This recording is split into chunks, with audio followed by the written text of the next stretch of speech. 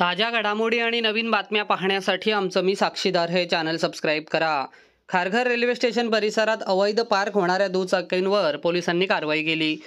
Kharghar station परिसरात सर्वत्र बेशिस्त अवैध पार्किंगने नागरिकांची कोंडी केली जात आहे. आता थेट रेल्वे स्टेशनच्या तिकीट खिडक्यांपर्यंत दुचाकी पार्किंग करण्यास सुरुवात झाली आहे.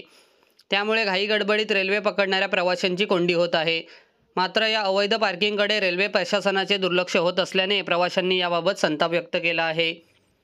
खारघर शहरात स्टेशन परिसरात दिसेल त्या ठिकाणी दुचाकी वाहने बेशिस्तपणे पार्किंग करण्यात येत आहेत. त्यामुळे स्टेशन परिसरातून बाहेर पडत असताना नागरिकांना तारेवरची कसरत करावी लागते.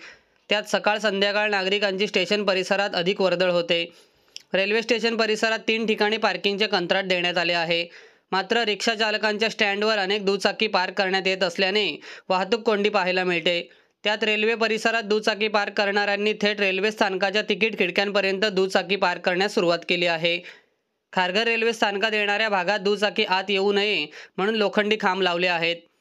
तरीसुद्धा अडखळीच्या वाटेतून काही दुचाकीस्वारांनी थेट दुचाकी रेल्वे स्थानकाच्या आतच पार्क करण्यास सुरुवात केली आहे.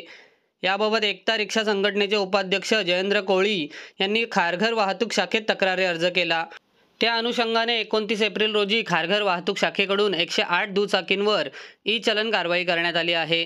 तसेच खारघर स्टेशन येथील रिक्षा स्टँड व नो पार्किंग परिसरामध्ये वाहन लावू नये असे आवाहन खारघर वाहतूक शाखेकडून करण्यात आले आहे.